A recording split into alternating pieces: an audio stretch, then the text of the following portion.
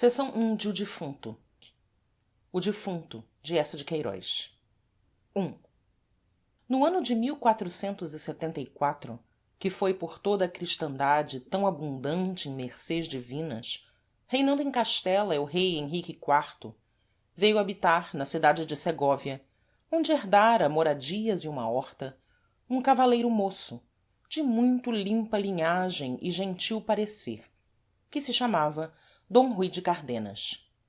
Essa casa, que lhe legara seu tio, arcediago e mestre em cânones, ficava ao lado e na sombra silenciosa da igreja de Nossa Senhora do Pilar, e em frente, para além do adro, onde cantavam as 3 bicas de um chafariz antigo, era o escuro e gradeado palácio de D. Alonso de Lara, fidalgo de grande riqueza e maneiras sombrias, que já na madureza da sua idade, todo grisalho, desposara uma menina falada em Castela pela sua alvura, cabelos cor de sol claro e colo de garça rial. D. Rui tivera justamente por madrinha, ao nascer, Nossa Senhora do Pilar, de quem sempre se conservou devoto e fiel servidor. Ainda que, sendo de sangue bravo e alegre, amava as armas, a caça, os saraus bem galanteados e mesmo por vezes uma noite ruidosa de taverna com dados e pichéis de vinho. Por amor e pelas facilidades desta santa vizinhança, tomara ele o piedoso costume, desde a sua chegada a Segóvia, de visitar todas as manhãs, à hora de prima, a sua divina madrinha e de lhe pedir, em 3 ave-marias, a bênção e a graça. Ao escurecer, mesmo depois de alguma rija correria por campo e monte com lebreus ou falcão, ainda voltava para, à saudação de vésperas, murmurar docemente uma salve rainha. E todos os domingos comprava no adro, a uma ramalheteira mourisca, algum ramo de junquilhos ou cravos ou rosas singelas, que espalhava, com ternura e cuidado galante, em frente ao altar da senhora. A esta venerada igreja do Pilar vinha também cada domingo d Leonor, a tão falada e formosa mulher do senhor de Lara, acompanhada por uma aia carrancuda, de olhos mais abertos e duros que os de uma coruja, e por 2 possantes lacaios que a ladeavam e guardavam como torres.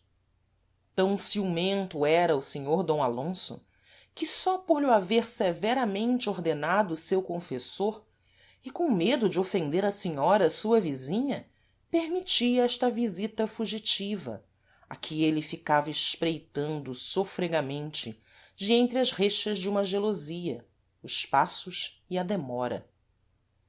Todos os lentos dias da lenta semana os passava a senhora d leonor no encerro do gradeado solar de granito negro, não tendo, para se recrear e respirar, mesmo nas calmas do estio, mais que um fundo de jardim verde-negro, cercado de tão altos muros que apenas se avistava, emergindo deles, aqui, além, alguma ponta de triste cipreste. Mas essa curta visita a Nossa Senhora do Pilar bastou para que D. Rui se namorasse dela tresloucadamente, na manhã de maio em que a viu de joelhos ante o altar, numa reste de sol, aureolada pelos seus cabelos de oiro, com as compridas pestanas pendidas sobre o livro de horas, o rosário caíndo de entre os dedos finos, fina toda ela e macia e branca, de uma brancura de lírio aberto na sombra, mais branca entre as rendas negras e os negros cetins que à volta do seu corpo cheio de graça se quebravam em pregas duras sobre as lajes da capela, velhas lajes de sepulturas. Quando, depois de um momento de enleio e de delicioso pasmo, se ajoelhou, foi menos para a Virgem do Pilar, sua divina madrinha, do que para aquela aparição mortal, de quem não sabia o nome nem a vida, e só que por ela daria vida e nome se ela se rendesse por tão incerto preço. Balbuciando, com uma prece ingrata, as 3 ave-marias com que cada manhã saudava a Maria, apanhou o seu sombreiro, desceu levemente a nave sonora e no portal se quedou, esperando por ela entre os mendigos lazarentos que se catavam ao sol. Mas quando ao cabo de um tempo, em que d rui sentiu no coração um desusado bater de ansiedade e medo, a senhora d leonor passou e se deteve, molhando os dedos na pia de mármore de água benta, os seus olhos, sob o véu descido, não se ergueram para êle, ou tímidos ou desatentos. Com a aia de olhos muito abertos colada aos vestidos, entre os 2 lacaios como entre 2 torres, atravessou vagarosamente o adro, pedra por pedra, gozando de certo como encarcerada o desafogado ar e o livre sol que o inundavam. E foi um espanto para d rui quando ela penetrou na sombria arcada de grossos pilares sobre que se assentava o palácio e desapareceu por uma esguia porta recoberta de ferragens. Era pois essa a tão falada d leonor, a linda e nobre senhora de lara. Então começaram 7 arrastados dias que êle gastou sentado a um poial da sua janela, considerando aquela negra porta recoberta de ferragens como se fosse a do paraíso e por ela devesse sair um anjo para lhe anunciar a bem-aventurança. Até que chegou o vagaroso domingo e passando êle no adro à hora de prima, ao repicar dos sinos, com um molho de cravos amarelos para sua divina madrinha, cruzou d leonor, que saía de entre os pilares da escura arcada, branca, doce e pensativa, como uma lua de entre nuvens. Os cravos quase lhe caíram naquele gostoso alvoroço em que o peito lhe arfou mais que um mar e a alma toda lhe fugiu em tumulto através do olhar com que a devorava.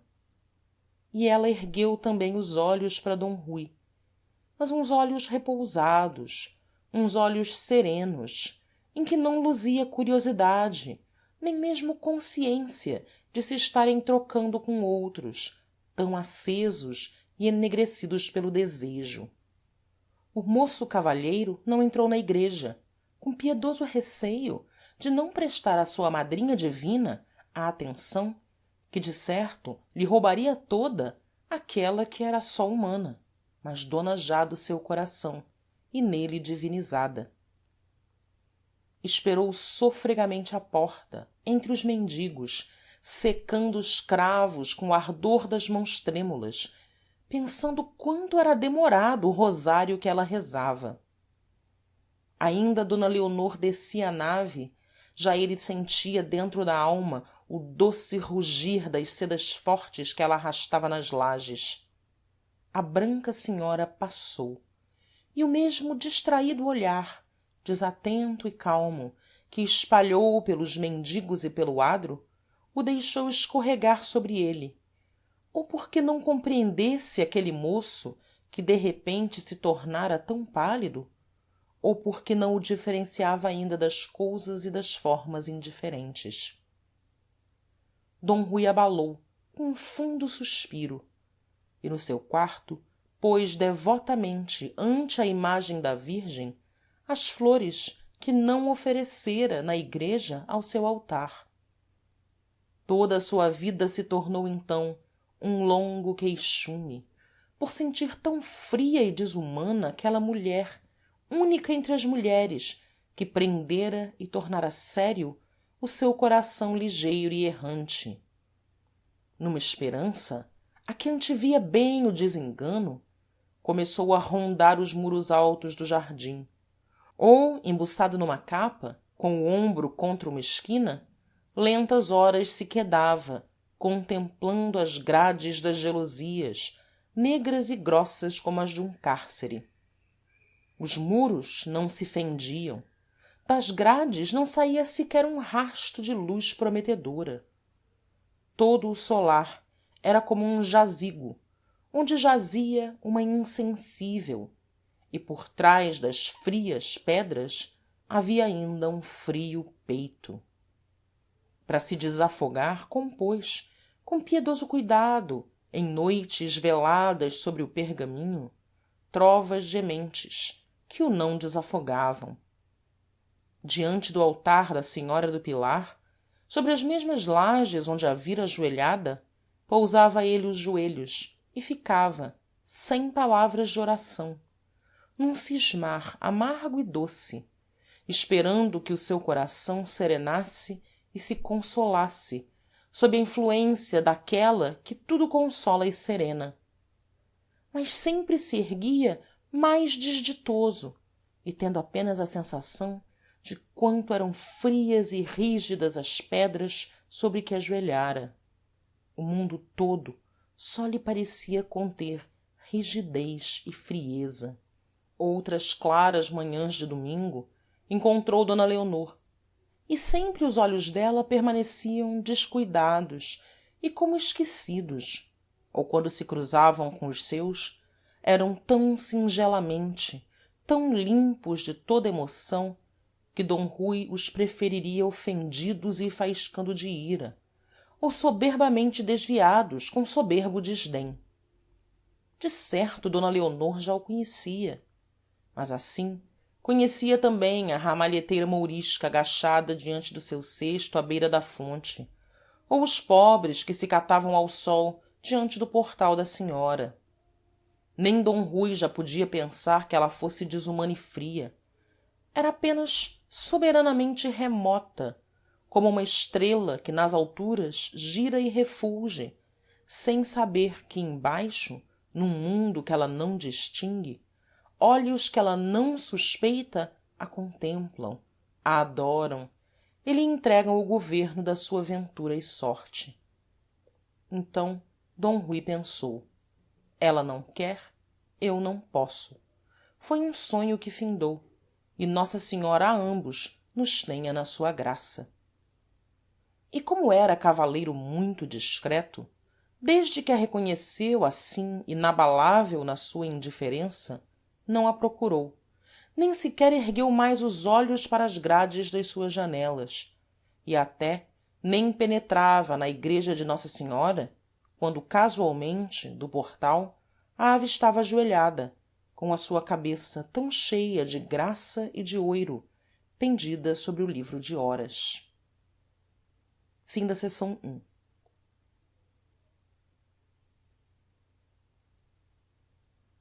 Seção 2 de O Defunto. 2. A velha aia, de olhos mais abertos e duros que os de uma coruja, não tardara em contar ao senhor de lara que um moço audaz, de gentil parecer, novo morador nas velhas casas do arcediago, constantemente se atravessava no adro, se postava diante da igreja para atirar o coração pelos olhos à senhora d leonor. Bem amargamente o sabia já o ciumento fidalgo, porque quando da sua janela espreitava como um falcão a airosa senhora a caminho da igreja, observara os giros, as esperas, os olhares dardejados daquele moço galante e puxara as barbas de furor. Desde então, na verdade, a sua mais intensa ocupação era odiar d rui, o impudente sobrinho do cônego, que ousava erguer o seu baixo desejo até a alta senhora de lara. Constantemente agora o trazia vigiado por um serviçal, e conhecia todos os seus passos e pousos, e os amigos com quem caçava ou folgava, e até quem lhe talhava os gibões, e até quem lhe polia a espada, e cada hora do seu viver. E mais ansiosamente ainda vigiava a d leonor, cada um dos seus movimentos, os mais fugitivos modos, os silêncios e o conversar com as aias, as distrações sobre o bordado, o jeito de cismar sob as árvores do jardim e o ar e a cor com que recolhia da igreja. Mas tão inalteradamente serena no seu sossego de coração se mostrava a senhora d leonor, que nem o ciúme mais imaginador de culpas poderia achar manchas naquela pura neve. Redobradamente áspero então se voltava o rancor de d alonso contra o sobrinho do cônego, por ter apetecido aquela pureza e aqueles cabelos cor de sol claro e aquele colo de graça rial que eram só seus para esplêndido gosto da sua vida. E quando passeava na sombria galeria do solar, sonora e toda de abóbada, embrulhado na sua samarra orlada de peles, com o bico da barba grisalha espetado para diante, a grenha crespa erriçada para trás e os punhos cerrados, era sempre remoendo o mesmo fel. Tentou contra a virtude dela, tentou contra a minha honra, é culpado por 2 culpas e merece 2 mortes. Mas ao seu furor quase se misturou um terror, quando soube que d rui já não esperava no adro a senhora d leonor, nem rondava amorosamente os muros do palacete, nem penetrava na igreja quando ela lá rezava aos domingos, e que tão inteiramente se alheava dela que uma manhã, estando rente da arcada e sentindo bem ranger e abrir a porta por onde a senhora ia aparecer, permanecera de costas voltadas, sem se mover, rindo com um cavaleiro gordo que lhe lia um pergaminho. Tão bem afetada a indiferença só servia de certo, pensou d alonso, a esconder alguma bem danada tenção. Que tramava ele, o destro enganador? Tudo no desabrido fidalgo se exacerbou: ciúme, rancor, vigilância, pesar da sua idade grisalha e feia. No sossego de d leonor suspeitou manha e fingimento e imediatamente lhe vedou as visitas à senhora do pilar.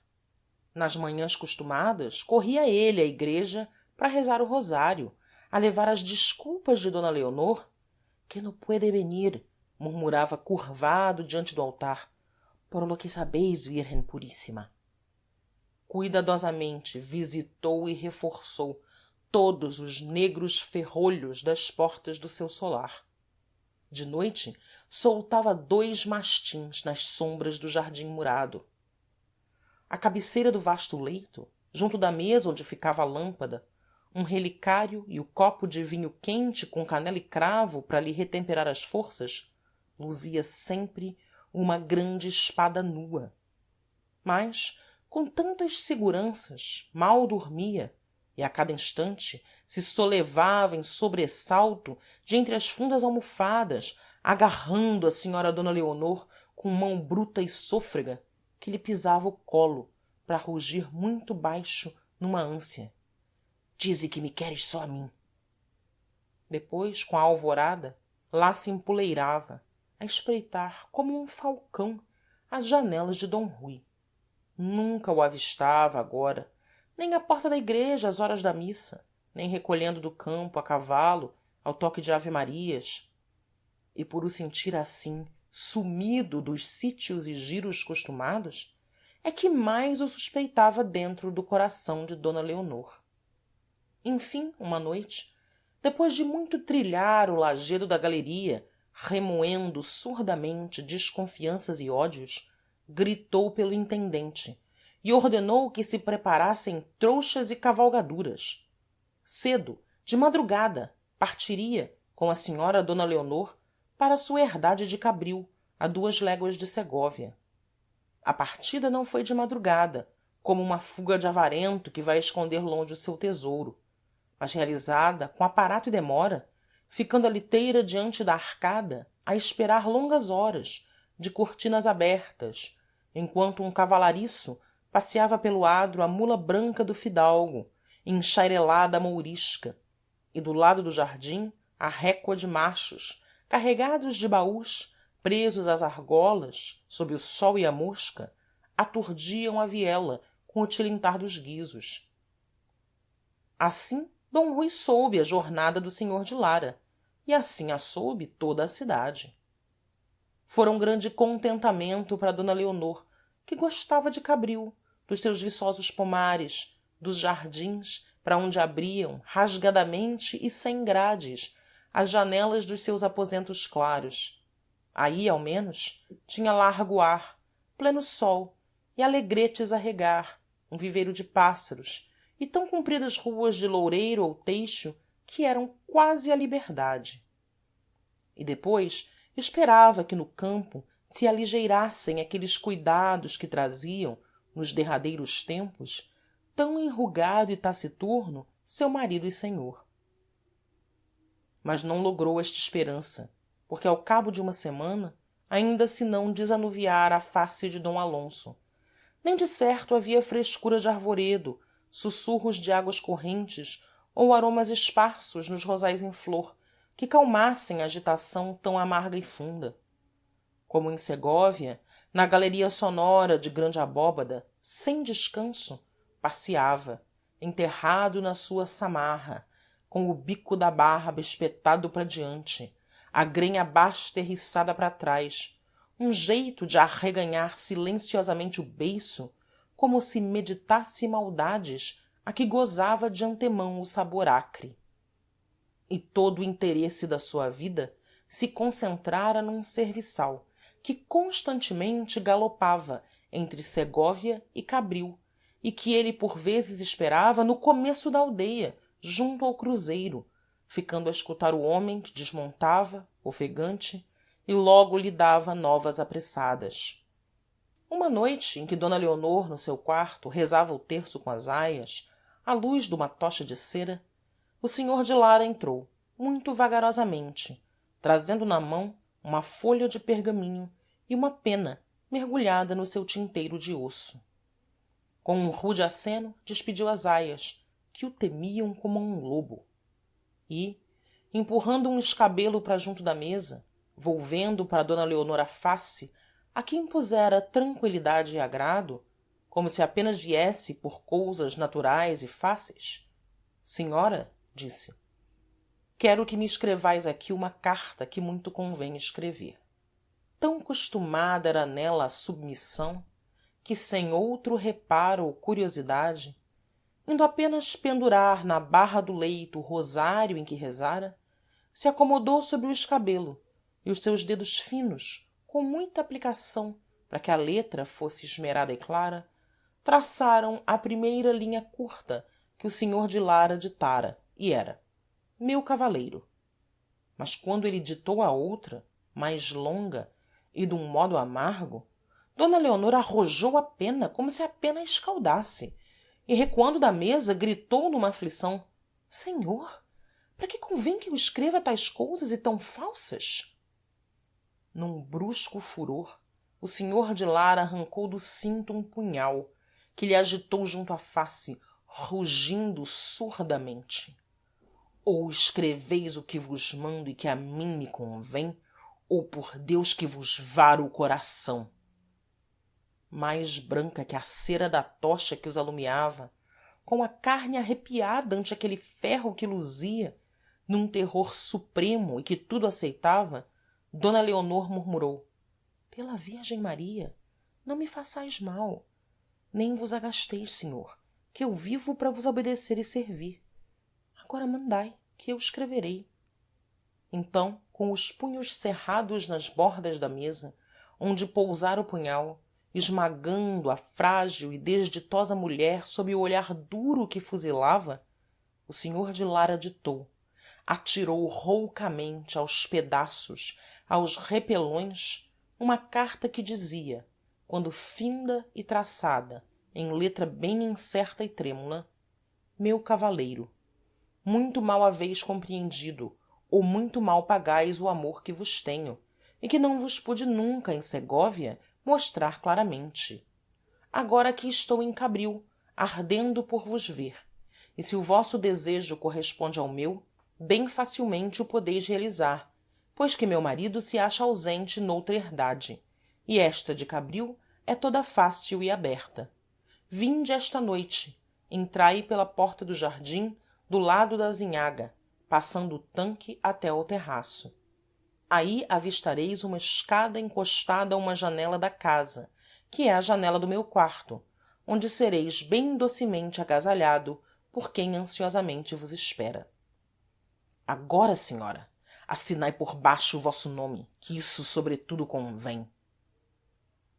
d leonor traçou vagarosamente o seu nome, tão vermelha como se a despissem diante de uma multidão. E agora, ordenou o marido mais surdamente, através dos dentes cerrados, endereçai a d rui de cardenas. ela ousou erguer os olhos na surpresa daquele nome desconhecido. andai, a d rui de cardenas, gritou o homem sombrio. E ela endereçou a sua desonesta carta a d rui de cardenas. d alonso meteu o pergaminho no cinto junto ao punhal que embainhara e saiu em silêncio, com a barba espetada, abafando o rumor dos passos nas lages do corredor. ela ficara sobre o escabelo, as mãos cansadas e caídas no regaço, num infinito espanto, o olhar perdido na escuridão da noite silente. menos escura lhe parecia a morte que essa escura aventura em que se sentia envolvida e levada. Quem era esse d rui de cardenas, de quem nunca ouvira falar, que nunca atravessara sua vida, tão quieta, tão pouco povoada de memórias e de homens? E ele de certo a conhecia, a encontrara, a seguira ao menos com os olhos, pois que era cousa natural e bem ligada receber dela carta de tanta paixão e promessa. assim um homem, e moço de certo bem nascido, talvez gentil, penetrava no seu destino bruscamente, trazido pela mão de seu marido. tão intimamente mesmo se entranhara esse homem na sua vida, sem que ela se apercebesse, que já para ele se abria de noite a porta do seu jardim, e contra a sua janela, para ele subir, se arrumava de noite uma escada. E era seu marido que muito secretamente escancarava a porta e muito secretamente levantava a escada. Para quê? Então, num relance, d leonor compreendeu a vergonhosa verdade que lhe arrancou um grito ansiado e mal sufocado. era uma cilada. O senhor de lara atraía a cabril esse d rui com uma promessa magnífica para dele se apoderar e de certo o matar indefeso e solitário. E ela, o seu amor, o seu corpo, eram as promessas que se faziam rebrilhar ante os olhos seduzidos do moço desventuroso. assim seu marido usava a sua beleza, o seu leito, como a rede de oiro em que devia cair aquela presa estouvada. onde haveria maior ofensa? E também quanta imprudência! bem poderia esse d rui de cardenas desconfiar, não aceder a convite tão abertamente amoroso e depois mostrar por toda a segóvia, rindo e triunfando, aquela carta em que lhe fazia oferta do seu leito e do seu corpo a mulher de alonso de lara. mas não, o desventurado correria a cabril e para morrer, miseravelmente morrer no negro silêncio da noite, sem padre nem sacramentos, com a alma encharcada em pecado de amor. para morrer de certo, porque nunca o senhor de lara permitiria que vivesse o homem que recebera tal carta. assim, aquele moço morria por amor dela e por um amor que, sem lhe valer nunca um gosto, lhe valia logo a morte. de certo por amor dela, pois que tal ódio do senhor de lara, ódio que com tanta deslealdade e vilania se cevava, só podia nascer de ciúmes que lhe escureciam todo o dever de cavaleiro e de cristão. sem dúvida êle surpreendera olhares, passos, tenções deste senhor d rui, mal acautelado por bem namorado. mas como? quando? Confusamente se lembrava ela de um moço que um domingo a cruzara no adro a esperar ao portal da igreja com um molho de cravos na mão. Seria êsse? Era de nobre parecer, muito pálido, com grandes olhos negros e quentes. Ela passara indiferente. Os cravos que segurava na mão eram vermelhos e amarelos. A quem os levava? Ah, se o pudesse avisar bem cedo, de madrugada! Como, se não havia em cabril serviçal ou aia de quem se fiasse? Mas deixar que uma bruta espada varasse traiçoeiramente aquele coração que vinha cheio dela, palpitando por ela, todo na esperança dela. Oh, a desabrida e ardente correria de d rui desde segóvia a cabril, com a promessa do encantador jardim aberto, da escada posta contra a janela, sob a nudez e proteção da noite. Mandaria realmente o senhor de lara encostar uma escada à janela?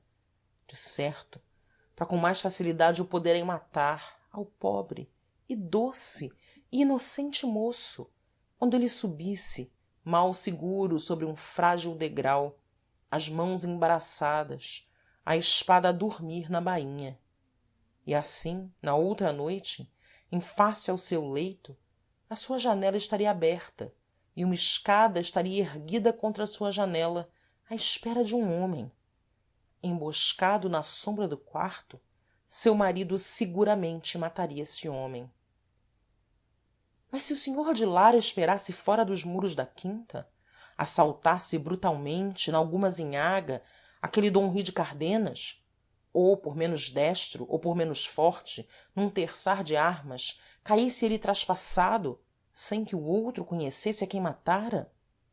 E ela ali no seu quarto sem saber, e todas as portas abertas e a escada erguida, e aquele homem assomando à janela na sombra macia da noite tépida, e o marido que a devia defender morto no fundo duma azinhaga, que faria ela, virgem mãe?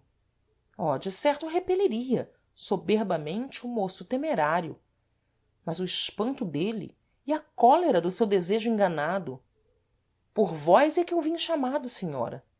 E ali trazia sobre o coração a carta dela com seu nome, que a sua mão traçara.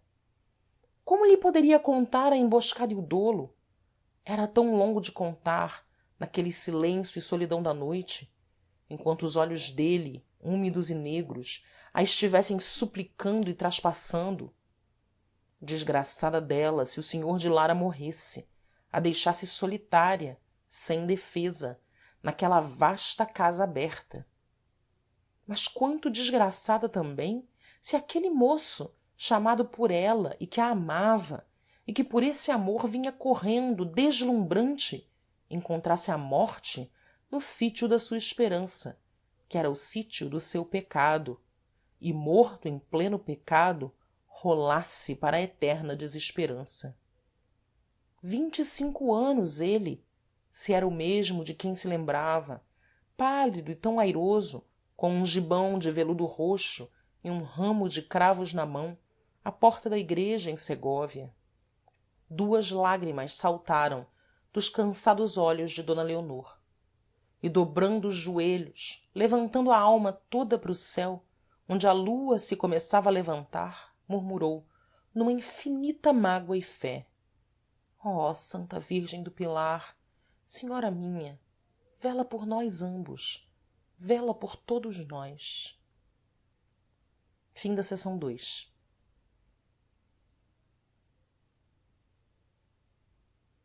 Seção 3 de O Defunto, de Eça de Queirós. 3. D rui entrava, pela hora da calma, no fresco pátio da sua casa, quando de um banco de pedra, na sombra, se ergueu um moço do campo, que tirou de dentro do surrão uma carta, lhe a entregou, murmurando: senhor, dai-vos pressa em ler, que tenho de voltar a cabril a quem me mandou. D rui abriu o pergaminho, e no deslumbramento que o tomou, bateu com ele contra o peito, como para o enterrar no coração. O moço do campo insistia, inquieto: aviai, senhor, aviai, nem precisais responder, basta que me deis um sinal de vos ter vindo o recado. Muito pálido, d rui arrancou uma das luvas bordadas a retróis que o moço enrolou e sumiu no surrão. E já abalava na ponta das alpercatas leves quando, com um acêno, d rui ainda o deteve. escuta, que caminho tomas tu para cabril? O mais certo e sozinho para gente afoita, que é pelo cerro dos enforcados. Bem. d rui galgou as escadas de pedra e no seu aposento, sem mesmo tirar o sombreiro, de novo leu junto da gelosia aquele pergaminho divino em que d leonor o chamava de noite ao seu quarto, a posse inteira do seu ser. E não o maravilhava esta oferta, depois de uma tão constante, imperturbada indiferença. Antes, nela logo percebeu um amor muito astuto, por ser muito forte, que com grande paciência se esconde ante os estorvos e os perigos e mudamente prepara a sua hora de contentamento, melhor e mais deliciosa por tão preparada. Sempre ela o amara, pois, desde a manhã bendita em que os seus olhos se tinham cruzado no portal de nossa senhora. E enquanto ele rondava aqueles muros do jardim, maldizendo uma frieza que lhe parecia mais fria que a dos frios muros, já ela lhe dera sua alma e, cheia de constância, com amorosa sagacidade, recalcando o menor suspiro, adormecendo desconfianças, preparava a noite radiante em que lhe daria também o seu corpo. Tanta firmeza, tão fino engenho nas coisas do amor, ainda lhe a tornavam mais bela e mais apetecida. Com que impaciência olhava então o sol, tão desapressado nessa tarde em descer para os montes. Sem repouso no seu quarto, com as gelosias cerradas para melhor concentrar a sua felicidade, tudo aprontava amorosamente para a triunfal jornada. As finas roupas, as finas rendas, um gibão de veludo negro e as essências perfumadas. 2 vezes desceu a cavalariça a verificar se o seu cavalo estava bem ferrado e bem pensado.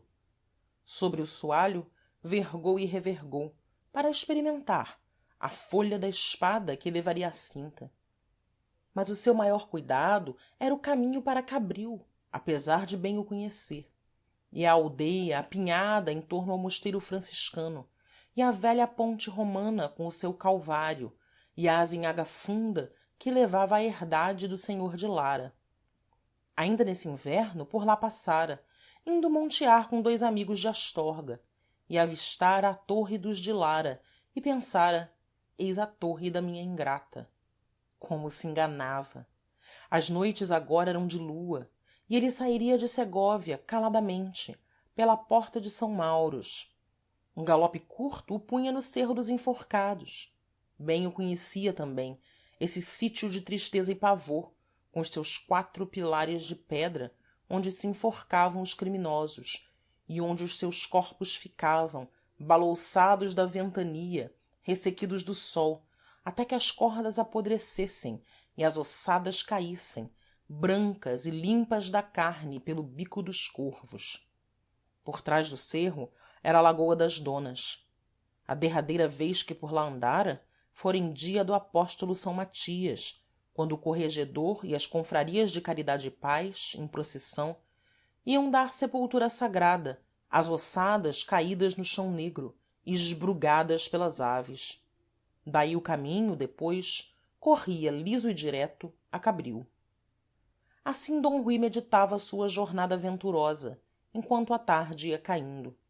Mas, quando escureceu, e em torno às torres da igreja começaram a girar os morcegos, e nas esquinas do adro se acenderam os nichos das almas, o valente moço sentiu um medo estranho.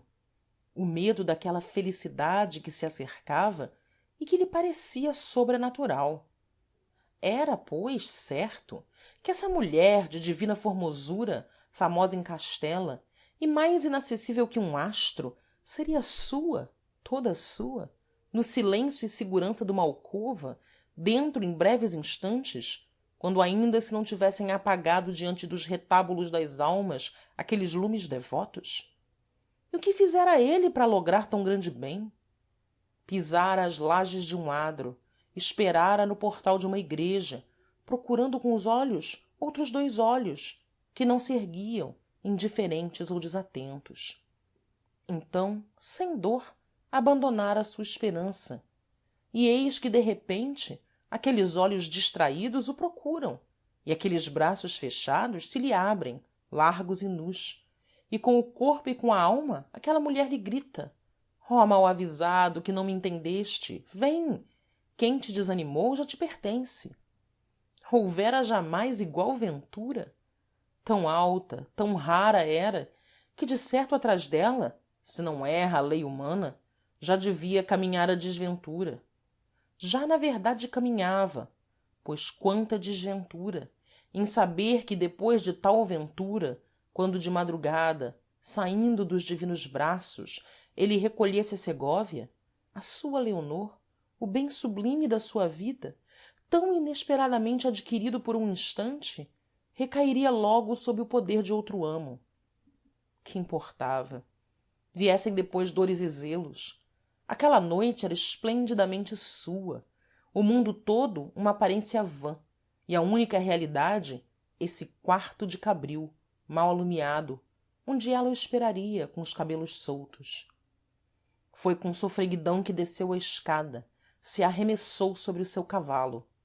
Depois, por prudência, atravessou o adro muito lentamente, com o sombreiro bem levantado da face, como num passeio natural, a procurar fora dos muros a frescura da noite. Nenhum encontro o inquietou até à porta de são mauros. Aí um mendigo, agachado na escuridão dum arco, e que tocava monotonamente a sua sanfona, pediu em lamúria à virgem e a todos os santos que levassem aquele gentil cavaleiro na sua doce e santa guarda. D rui parara para lhe atirar uma esmola, quando se lembrou que nessa tarde não fora à igreja, à hora de vésperas, rezar e pedir a bênção à sua divina madrinha. Com um salto, desceu logo do cavalo, porque justamente rente ao velho arco tremeluzia uma lâmpada alumiando um retábulo. Era uma imagem da virgem com o peito traspassado por 7 espadas. D rui ajoelhou, pousou o sombreiro nas lajes e com as mãos erguidas muito zelosamente rezou uma salve rainha. O clarão amarelo da luz envolvia o rosto da senhora, que sem sentir as dores dos 7 ferros, ou como se eles só dessem inefáveis gozos, sorria com os lábios muito vermelhos. Enquanto ele rezava, no convento de são domingos, ao lado, a sineta começou a tocar a agonia. De entre a sombra negra do arco, cessando a sanfona, o mendigo murmurou: lá está um frade a morrer. D rui disse uma ave-maria pelo frade que morria. A virgem das 7 espadas sorria docemente. O toque de agonia não era pois de mau presságio. D rui cavalgou alegremente e partiu. Para além da porta de são mauros, depois de alguns casebres de oleiros, o caminho seguia esguio e negro entre as altas piteiras. Por trás das colinas, ao fundo da planície escura, subia o primeiro clarão, amarelo e lânguido, da lua cheia ainda escondida. E D rui marchava a passo, receando chegar a cabril muito cedo, antes que as aias e os moços findassem o serão e o rosário. Por que não lhe marcara d leonor a hora, naquela carta tão clara e tão pensada? Então a sua imaginação corria adiante, rompia pelo jardim de cabril, galgava aladamente a escada prometida, e ele largava também atrás numa carreira sôfrega que arrancava as pedras do caminho mal junto. Depois sofreava o cavalo ofegante: era cedo, era cedo! E retomava o passo penoso, sentindo o coração contra o peito, como ave presa que bate às grades. Assim chegou ao cruzeiro, onde a estrada se fendia em duas, mais juntas que as pontas de uma forquilha, ambas cortando através de pinheiral. Descoberto diante da imagem crucificada, D rui teve um instante de angústia, pois não se recordava qual delas levava ao cêrro dos enforcados. Já se embrenhara na mais cerrada, quando, de entre os pinheiros calados, uma luz surgiu, dançando no escuro. Era uma velha em farrapos, com as longas melenas soltas, vergada sobre um bordão e levando uma candeia. para onde vai este caminho? gritou rui. A velha balançou mais ao alto a candeia para mirar o cavaleiro. para charama. E luz e velha imediatamente se sumiram, fundidas na sombra, como se ali tivessem surgido somente para avisar o cavaleiro do seu caminho errado. já ele virara arrebatadamente e, rodeando o calvário, galopou pela outra estrada mais larga, até avistar sobre a claridade do céu os pilares negros, os madeiros negros do cerro dos enforcados. então estacou, direito dos estribos. num cômoro alto, seco, sem erva ou urze, ligados por um muro baixo todo esbrechado, lá se erguiam, negros, enormes, sobre a amarelidão do luar, os 4 pilares de granito, semelhantes aos 4 cunhais duma casa desfeita. sobre os pilares pousavam 4 grossas traves. das traves pendiam 4 enforcados, negros e rígidos, no ar parado e mudo. tudo em torno parecia morto, como eles. gordas aves de rapina dormiam empoleiradas sobre os madeiros. para além rebrilhava lividamente a água morta da lagoa das donas, e no céu a lua ia grande e cheia. d rui murmurou o padre nosso devido por todo o cristão àquelas almas culpadas. depois impeliu o cavalo e passava, quando no imenso silêncio e na imensa solidão se ergueu, ressoou uma voz que o chamava, suplicante e lenta: cavaleiro, detende vos, vinde cá. d rui colheu bruscamente as rédeas e, erguido sobre os estribos, atirou os olhos espantados por todo o sinistro ermo. só avistou o cerro áspero, a água rebrilhante e muda, os madeiros, os mortos. pensou que fora ilusão da noite ou ousadia de algum demónio errante e serenamente picou o cavalo, sem sobressalto ou pressa, como numa rua de segóvia. mas por trás a voz tornou, mais urgentemente o chamou ansiosa, quase aflita: cavaleiro, esperai, não vos vades, voltai, chegai aqui. de novo d rui estacou e, virado sobre a sela, encarou afoitamente os 4 corpos pendurados das traves. do lado deles soava a voz que, sendo humana, só podia sair de forma humana. um desses enforcados pois o chamara com tanta pressa e ânsia. restaria nalgum, por maravilhosa mercê de deus, alento e vida? ou seria que, por maior maravilha, uma dessas carcassas meio apodrecidas o detinha para lhe transmitir avisos de além da campa? mas, que a voz rompesse dum peito vivo ou dum peito morto, grande covardia era abalar espavoridamente sem a atender e a ouvir. atirou logo para dentro do cerro o cavalo que tremia e, parando, direito e calmo, com a mão na ilharga, depois de fitar um por um os 4 corpos suspensos, gritou: qual de vós, homens enforcados, ousou chamar por d rui de cardenas? então aquele que voltava as costas à lua cheia respondeu, do alto da corda, muito quieta e naturalmente, como um homem que conversa da sua janela para a rua: senhor, fui eu. d rui fez avançar para diante dele o cavalo. não lhe distinguia a face, enterrada no peito, escondida pelas longas e negras melenas pendentes. só percebeu que tinha as mãos soltas e desamarradas, e também soltos os pés nus, já ressequidos e da cor do betume. que me queres? o enforcado, suspirando, murmurou: senhor, fazei-me a grande mercê de me cortar esta corda em que estou pendurado.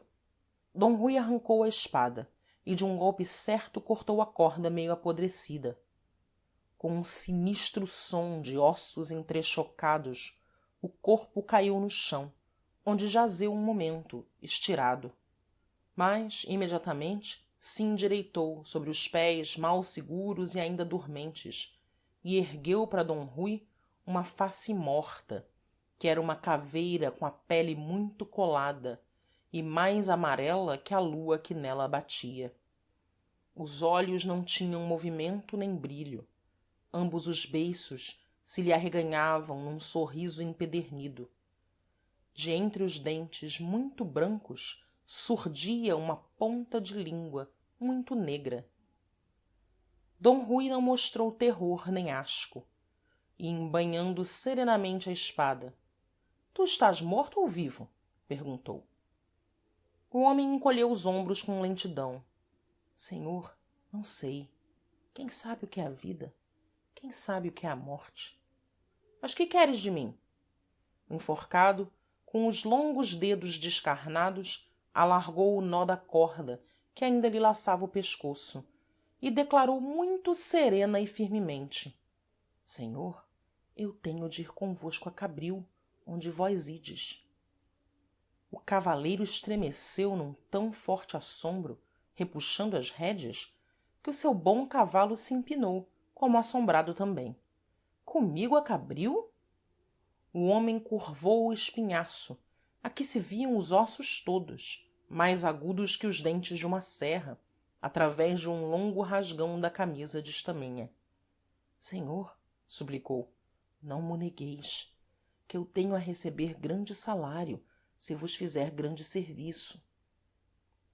Então D Rui pensou de repente que bem podia ser aquela uma traça formidável do demónio.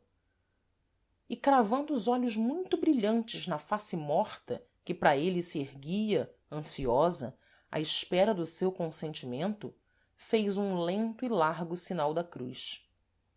O enforcado vergou os olhos com assustada reverência. Senhor, para que me experimentais com esse sinal? Só por ele alcançamos remissão e eu só dele espero misericórdia. Então D Rui pensou que se esse homem não era mandado pelo demónio, bem podia ser mandado por Deus. E logo, devotamente, com um gesto submisso em que tudo entregava ao céu, consentiu, aceitou o pavoroso companheiro. Vem comigo, pois, a Cabril, se Deus te manda. Mas eu nada te pergunto, e tu nada me perguntes. Desceu logo o cavalo à estrada, toda alumiada da lua. O enforcado seguia ao seu lado, com passos tão ligeiros que mesmo quando D Rui galopava ele se conservava rente ao estribo, como levado por um vento mudo. Por vezes, para respirar mais livremente, repuxava o nó da corda que lhe enroscava o pescoço. E quando passavam entre sebes, onde errasse o aroma de flores silvestres, o homem murmurava com infinito alívio e delícia: como é bom correr! D Rui ia num assombro, num tormentoso cuidado. Bem compreendia agora que era aquele um cadáver, reanimado por Deus para um estranho e encoberto serviço. Mas para que lhe dava Deus tão medonho companheiro? Para o proteger? Para impedir que d leonor, amada do céu pela sua piedade, caísse em culpa mortal? E para tão divina incumbência, de tão alta mercê, já não tinha o senhor anjos no céu que necessitasse empregar um supliciado? Ah, como ele voltaria alegremente a rédea para segóvia, se não fora a galante lealdade de cavaleiro, o orgulho de nunca recuar, e a submissão às ordens de Deus que sentia sobre si pesarem. Num alto da estrada, de repente, avistaram Cabril, as torres do convento franciscano alvejando ao luar, os casais adormecidos entre as hortas. Muito silenciosamente, sem que um cão ladrasse de trás das cancelas ou de cima dos muros, desceram a velha ponte romana. Diante do calvário, o enforcado caiu de joelhos nas lajes, ergueu os lívidos ossos das mãos, ficou longamente rezando, entre longos suspiros. Depois, ao entrar na azinhaga, bebeu muito tempo e consoladamente de uma fonte que corria e cantava sob as frondes de um salgueiro. Como a azinhaga era muito estreita, ele caminhava adiante do cavaleiro, todo curvado, os braços cruzados fortemente sobre o peito, sem um rumor. A lua ia alta no céu. D rui considerava com amargura aquele disco cheio e lustroso que espargia tanta claridade e tão indiscreta sobre o seu segredo. Ah, como se estragava a noite que devia ser divina! Uma enorme lua surdia de entre os montes para tudo alumiar. Um enforcado descia da forca para o seguir e tudo saber. Deus assim o ordenara. Mas que tristeza chegar à doce porta, docemente prometida, com tal intruso ao seu lado, sob aquele céu todo claro! Bruscamente o enforcado estacou, erguendo o braço, de onde a manga pendia em farrapos.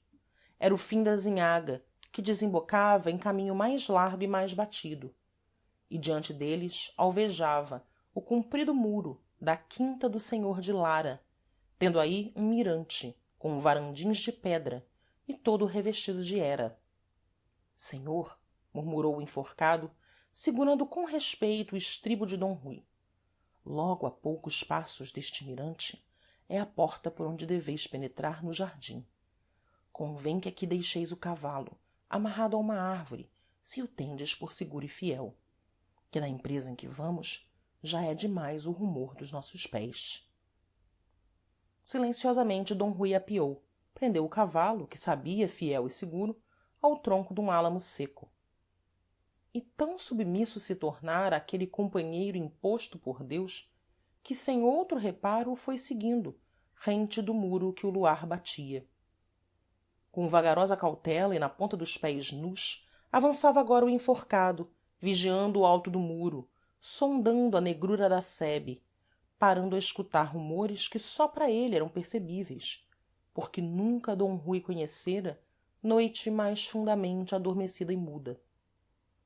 E tal susto, em quem devia ser indiferente a perigos humanos, foi lentamente enchendo também o valoroso cavaleiro de tão viva desconfiança que tirava o punhal da bainha, enrodilhava a capa no braço e marchava em defesa, com o olhar faiscando, como num caminho de emboscada e briga. Assim chegaram a uma porta baixa que o enforcado empurrou e que se abriu sem gemer nos gonzos. Penetraram numa rua ladeada de espessos teixos até um tanque cheio de água onde boiavam folhas de nenúfares e que toscos bancos de pedra circundavam, cobertos pela rama de arbustos em flor. por ali murmurou o enforcado, estendendo o braço mirrado. Era além do tanque uma avenida que densas e velhas árvores abobadavam e escureciam. Por ela se meteram, como sombras na sombra, o enforcado adiante, d rui seguindo muito sutilmente, sem roçar um ramo, mal pisando a areia. Um leve fio de água sussurrava entre relvas. Pelos troncos subiam rosas trepadeiras que cheiravam docemente. O coração de d rui recomeçou a bater numa esperança de amor. Ch! Fez o enforcado. E d rui quase tropeçou no sinistro homem que estacava, com os braços abertos como as traves de uma cancela. Diante deles 4 degraus de pedra subiam a um terraço, onde a claridade era larga e livre. Agachados, treparam os degraus, e ao fundo dum jardim sem árvores, todo em canteiros de flores bem recortados, orlados de buxo curto, avistaram um lado da casa, batido pela lua cheia. Ao meio, entre as janelas de peitoril fechadas, um balcão de pedra, com manjericões aos cantos, conservava as vidraças abertas largamente. O quarto, dentro, apagado, era como um buraco de treva na claridade da fachada que o luar banhava. E arrimada contra o balcão, estava uma escada com degraus de corda. Então o enforcado empurrou d rui vivamente dos degraus para a escuridão da avenida. E aí, com um modo urgente, dominando o cavaleiro, exclamou: senhor, convém agora que me deis o vosso sombreiro e a capa. Vós quedais aqui na escuridão destas árvores. Eu vou trepar aquela escada e espreitar para aquele quarto. E se for como desejais, aqui voltarei, e com Deus sede feliz. d rui recuou no horror de que tal criatura subisse a tal janela, e bateu o pé, gritou surdamente: não, por Deus! Mas a mão do enforcado, lívida na escuridão, bruscamente lhe arrancou o sombreiro da cabeça, lhe puxou a capa do braço, e já se cobria, já se embuçava, murmurando agora numa súplica ansiosa: não mo negueis, senhor, que se vos fizer grande serviço, ganharei grande mercê. E galgou os degraus. Estava no alumiado e largo terraço. d rui subiu atontado e espreitou. E, ó maravilha, era ele, d rui, todo ele, na figura e no modo, aquele homem que por entre os canteiros e o buxo curto avançava, airoso e leve, com a mão na cintura, a face erguida risonhamente para a janela, a longa pluma escarlate do chapéu balançando em triunfo. O homem avançava no luar esplêndido. O quarto amoroso lá estava esperando, aberto e negro. E d rui olhava, com olhos que faiscavam, tremendo de pasmo e cólera. O homem chegara à escada, destraçou a capa, assentou o pé no degrau de corda. oh, lá sobe o maldito! rugiu d rui. O enforcado subia. Já a alta figura, que era dele, d rui, estava a meio da escada, toda negra contra a parede branca. Parou. Não parara. Subia. Chegava. Já sobre o rebordo da varanda pousara o joelho cauteloso. d rui olhava, desesperadamente, com os olhos, com a alma, com todo o seu ser. E eis que de repente, do quarto negro, surge um negro vulto. Uma furiosa voz brada: vilão! Vilão! E uma lâmina de adaga faísca, e cai, e outra vez se ergue, e rebrilha, e se abate, e ainda refulge, e ainda se embebe. Como um fardo, do alto da escada, pesadamente, o enforcado cai sobre a terra mole. Vidraças, portadas do balcão, logo se fecham com fragor. E não houve mais, senão o silêncio, a serenidade macia, a lua muito alta e redonda no céu de verão. Num relance, d rui compreendera a traição, arrancara a espada, recuando para a escuridão da avenida, quando, ó milagre, correndo através do terraço, aparece o enforcado, que lhe agarra a manga e lhe grita: a cavalo, senhor, e abalar, que o encontro não era de amor, mas de morte. Ambos descem arrebatadamente a avenida, costeiam o tanque sob o refúgio dos arbustos em flor, metem pela rua estreita orlada de teixos, varam a porta e um momento param, ofegantes, na estrada, onde a lua mais refulgente, mais cheia, fazia como um puro dia. E então, só então, d rui descobriu que o enforcado conservava cravada no peito, até aos copos, a adaga, cuja ponta lhe saía pelas costas, luzidia e limpa. Mas já o pavoroso homem o empurrava, o apressava. a cavalo, senhor, e abalar, que ainda está sobre nós a traição. Arrepiado, numa ânsia de findar a aventura tão cheia de milagre e de horror, d rui colheu as rédeas, cavalgou sofregamente.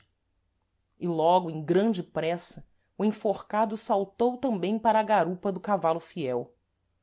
Todo se arrepiou o bom cavaleiro ao sentir nas suas costas o roçar daquele corpo morto, dependurado de uma forca, atravessado por uma adaga. Com que desespero galopou então pela estrada infindável! Em carreira tão violenta, o enforcado nem oscilava, rígido sobre a garupa, como um bronze num pedestal. E d rui a cada momento sentia um frio mais regelado que lhe regelava os ombros, como se levasse sobre eles um saco cheio de gelo. Ao passar no cruzeiro, murmurou: senhor valei-me! Para além do cruzeiro, de repente, estremeceu com o quimérico medo de que tão fúnebre companheiro para sempre o ficasse acompanhando e se tornasse seu destino galopar através do mundo numa noite eterna, levando um morto à garupa. E não se conteve, gritou para trás no vento da carreira que os vergastava: para onde quereis que vos leve? O enforcado, encostando tanto o corpo a d rui que o magoou com os copos da adaga, segredou: senhor, convêm que me deixes no cerro. Doce e infinito alívio para o bom cavaleiro, pois o cerro estava perto e já lhe avistava, na claridade desmaiada, os pilares e as traves negras. Em breve estacou o cavalo, que tremia, branqueado de espuma. Logo o enforcado, sem rumor, escorregou da garupa, segurou, como bom serviçal, o estribo de d rui. E com a caveira erguida, a língua negra mais saída de entre os dentes brancos, murmurou em respeitosa súplica: senhor, fazei-me agora a grande mercê de me pendurar outra vez da minha trave. d rui estremeceu de horror: por deus, que vos enforque eu? O homem suspirou, abrindo os braços compridos: senhor, por vontade de deus é, e por vontade de aquela que é mais cara a deus. Então, resignado, submisso aos mandados do alto, d rui apeou e começou a seguir o homem, que subia para o cerro, pensativamente, vergando o dorso, de onde saía, espetada e luzidia, a ponta da adaga. Pararam ambos sob a trave vazia.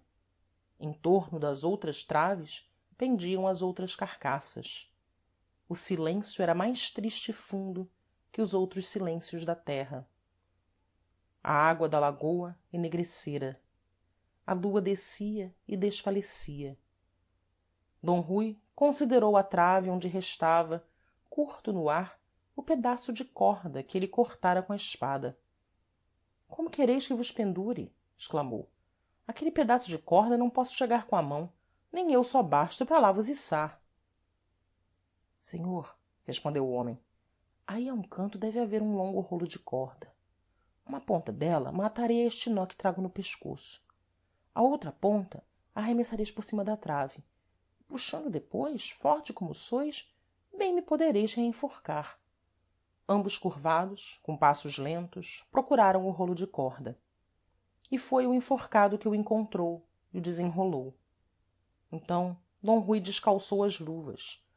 Ensinado por êle, que tão bem o aprendera do carrasco, atou uma ponta da corda ao laço que o homem conservava no pescoço e arremessou fortemente a outra ponta, que ondeou no ar, passou sobre a trave, ficou pendurada rente ao chão. E o rijo cavaleiro, fincando os pés, retesando os braços, puxou, içou o homem, até êle se quedar, suspenso, negro no ar, como um enforcado, natural entre os outros enforcados. Estás bem assim? Lenta e sumida veio a voz do morto. Senhor, estou como devo.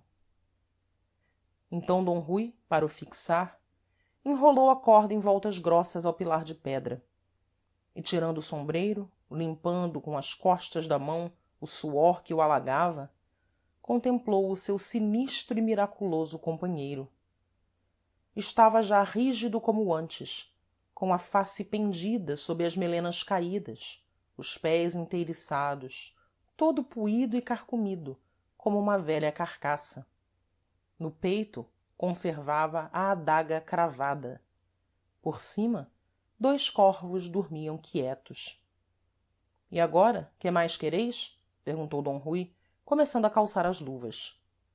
Sumidamente, do alto, o enforcado murmurou: senhor, muito vos rogo agora que ao chegar a segóvia tudo conteis fielmente a nossa senhora do pilar, vossa madrinha, que dela espero grande mercê para minha alma por este serviço que a seu mandado vos fez o meu corpo.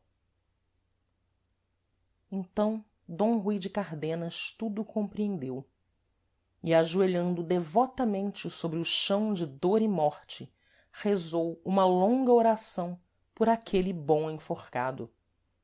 depois galopou para segóvia. a manhã clareava quando êle transpôs a porta de são mauros.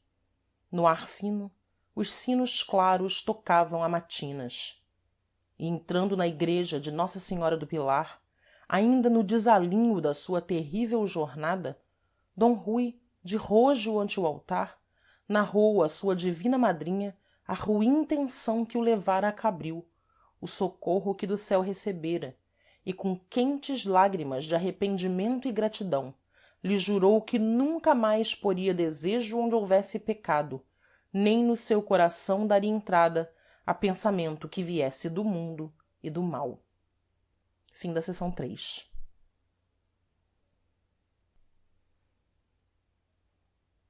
Seção 4.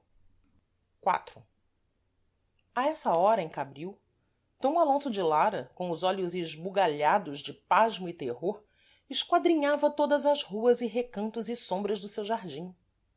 quando, ao alvorecer, depois de escutar à porta da câmara onde nessa noite encerrara d leonor, êle descera sutilmente ao jardim e não encontrara debaixo do balcão rente à escada, como deliciosamente esperava, o corpo de d rui de cardenas, teve por certo que o homem odioso, ao tombar ainda com um resto débil de vida, se arrastara sangrando e arquejando na tentativa de alcançar o cavalo e abalar de cabril. mas com aquela rija adaga que êle 3 vezes lhe enterrara no peito e que no peito lhe deixara, não se arrastaria o vilão por muitas jardas e nalgum canto devia jazer frio e inteiriçado. rebuscou então cada rua, cada sombra, cada maciço de arbustos e, maravilhoso caso, não descobriu o corpo, nem pegadas, nem terra que houvesse sido remexida, nem sequer rasto de sangue sobre a terra. e todavia, com mão certeira e faminta de vingança, 3 vezes êle lhe embebera a adaga no peito e no peito lha deixara. e era rui de cardenas o homem que êle matara, que muito bem o conhecera logo do fundo apagado do quarto de onde espreitava, quando êle, à claridade da lua, veio através do terraço, confiado, ligeiro, com a mão na cintura, a face risonhamente erguida e a pluma do sombreiro meneando em triunfo. como podia ser cousa tão rara um corpo mortal sobrevivendo a um ferro que 3 vezes lhe vara o coração e no coração lhe fica cravado? e a maior raridade era que nem no chão debaixo da varanda, onde corria ao longo do muro uma tira de goivos e cecens, deixara um vestígio aquele corpo forte, caíndo de tão alto, pesadamente, inertemente, como um fardo. nem uma flor machucada, todas direitas, viçosas, como novas, com gotas leves de orvalho. imóvel de espanto, quase de terror, d alonso de lara ali parava, considerando o balcão, medindo a altura da escada, olhando esgazeadamente os goivos direitos, frescos, sem uma haste ou folha vergada. depois recomeçava a correr loucamente o terraço, a avenida, a rua de teixos, na esperança ainda duma pegada, dum galho partido, de uma nódoa de sangue na areia fina. nada. todo o jardim oferecia um desusado arranjo e limpeza nova, como se sobre êle nunca houvesse passado nem o vento que desfolha, nem o sol que murcha. então, ao entardecer, devorado pela incerteza e mistério, tomou um cavalo e sem escudeiro ou cavalariço partiu para segóvia. curvado e escondidamente, como um foragido, penetrou no seu palácio pela porta do pomar. o seu primeiro cuidado foi correr à galeria de abóbada, destrancar as portadas da janela e espreitar avidamente a casa de d rui de cardenas. Todas as gelosias da velha morada do arcediago estavam escuras, abertas, respirando a fresquidão da noite, e à porta, sentado num banco de pedra, um moço de cavalariça afinava preguiçosamente a bandurra.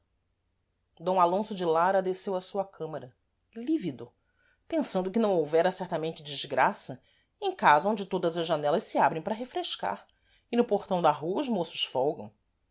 Então bateu as palmas, pediu furiosamente a ceia. E apenas sentado ao topo da mesa, na sua alta sede de couro lavrado, mandou chamar o intendente, a quem ofereceu logo, com estranha familiaridade, um copo de vinho velho. Enquanto o homem, de pé, bebia respeitosamente, d alonso, metendo os dedos pelas barbas e forçando a sua sombria face a sorrir, perguntava pelas novas e rumores de segóvia. Nesses dias da sua estada em cabril, nenhum caso criara pela cidade espanto e murmuração? O intendente limpou os beiços para afirmar que nada ocorrera em segóvia de que andasse murmuração, a não ser que a filha do senhor d gutierres, tão moça e tão rica herdeira, tomara o véu no convento das carmelitas descalças. d alonso insistia, fitando vorazmente o intendente. E não se travara uma grande briga? Não se encontrara ferido na estrada de cabril um cavaleiro moço muito falado?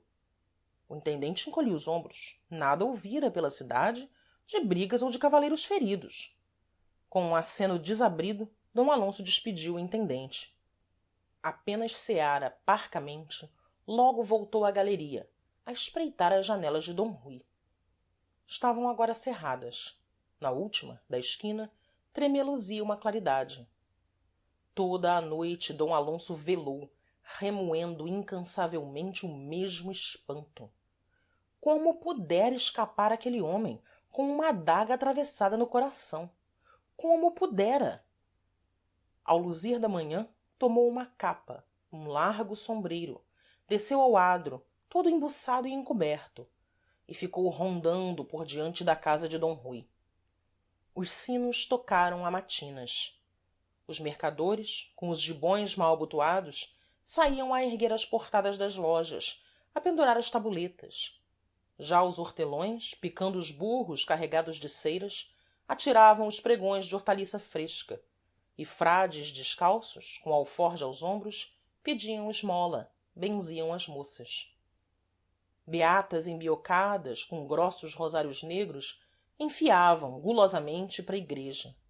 Depois, o pregoeiro da cidade, parando a um canto do adro, tocou uma buzina e numa voz tremenda começou a ler um edital. O senhor de lara parara junto do chafariz, pasmado, como embebido no cantar das 3 bicas de água. De repente, pensou que aquele edital, lido pelo pregoeiro da cidade, se referia talvez a d rui, ao seu desaparecimento. Correu à esquina do adro, mas já o homem enrolara o papel, se afastava majestosamente, batendo nas lajes com a sua vara branca. E quando se voltava para espiar de novo a casa, eis que os seus olhos atônitos encontram d rui. d rui que ele matara, e que vinha caminhando para a igreja de nossa senhora, ligeiro, airoso, a face risonha e erguida no fresco ar da manhã, de gibão claro, de plumas claras, com uma das mãos pousando na cinta, a outra meneando distraidamente um bastão com borlas de torçal de oiro. d alonso recolheu então a casa, com passos arrastados e envelhecidos. No alto da escadaria de pedra, achou o seu velho capelão, que o viera saudar, e que, penetrando com ele na antecâmara, depois de pedir, com reverência, novas da senhora d leonor, lhe contou logo dum prodigioso caso que causava pela cidade grave murmuração e espanto. Na véspera, de tarde, indo o corregedor visitar o cerro das forcas, pois se acercava a festa dos santos apóstolos, descobrira com muito pasmo e muito escândalo que um dos enforcados tinha uma adaga cravada no peito. Fora gracejo de um pícaro sinistro? Vingança que nem a morte saciara? E para maior prodígio ainda, o corpo fora despendurado da forca, arrastado em horta ou jardim, pois que presas aos velhos farrapos se encontraram folhas tenras, e depois novamente enforcado, e com corda nova. E assim ia a turbulência dos tempos, que nem os mortos se furtavam a ultrajes. D Alonso escutava com as mãos a tremer, os pêlos arrepiados, e imediatamente, numa ansiosa agitação, bradando, tropeçando contra as portas, quis partir e, por seus olhos, verificar a fúnebre profanação. Em 2 mulas ajaezadas à pressa, ambos abalaram para o cerro dos enforcados, ele e o capelão arrastado e aturdido. Numeroso povo de segóvia se ajuntara já no cerro, pasmando para o maravilhoso horror, o morto que fora morto. Todos se arredaram ante o nobre senhor de lara, que, arremessando-se pelo cabeço acima, estacara a olhar, esgazeado e lívido, para o enforcado e para a adaga que lhe varava o peito. Era a sua adaga. Fora ele que matara o morto. Galopou espavoridamente para Cabril, e aí se encerrou com o seu segredo, começando logo a amarelecer, a definhar, sempre arredado da senhora d leonor, escondido pelas ruas sombrias do jardim, murmurando palavras ao vento, até que, na madrugada de são joão, uma serva que voltava da fonte com a sua bilha o encontrou morto, por baixo do balcão de pedra, todo estirado no chão, com os dedos encravados no canteiro de goivos, onde parecia ter longamente esgravatado a terra a procurar. 5. Para fugir a tão lamentáveis memórias, a senhora d leonor, herdeira de todos os bens da casa de lara, recolheu ao seu palácio de segóvia. Mas como agora sabia que o senhor d rui de cardenas escapara miraculosamente à emboscada de cabril, e como cada manhã, espreitando de entre as gelosias meio cerradas, o seguia, com olhos que se não fartavam e se umedeciam, quando ele cruzava o adro para entrar na igreja, não quis ela, com receio das pressas e impaciências do seu coração, visitar a senhora do pilar enquanto durasse o seu luto. Depois, uma manhã de domingo, quando em vez de crepes negros se pôde cobrir de sedas roxas, desceu a escadaria do seu palácio, pálida de uma emoção nova e divina, pisou as lajes do adro, transpôs as portas da igreja. d rui de cardenas estava ajoelhado diante do altar, onde depusera o seu ramo votivo de cravos amarelos e brancos. Ao rumor das sedas finas, ergueu os olhos com uma esperança muito pura e toda feita de graça celeste, como se um anjo chamasse. d leonor ajoelhou, com o peito a arfar, tão pálida e tão feliz que a cera das tochas não era mais pálida, nem mais felizes as andorinhas que batiam as asas livres pelas ogivas da velha igreja. Ante esse altar, e de joelhos nessas lajes, foram eles casados pelo bispo de segóvia, d martinho, no outono do ano da graça de 1475, sendo já reis de castela isabel e fernando, muito fortes e muito católicos, por quem deus operou grandes feitos sobre a terra e sobre o mar. Fim da seção 4. Fim de O Defunto, de Eça de Queirós.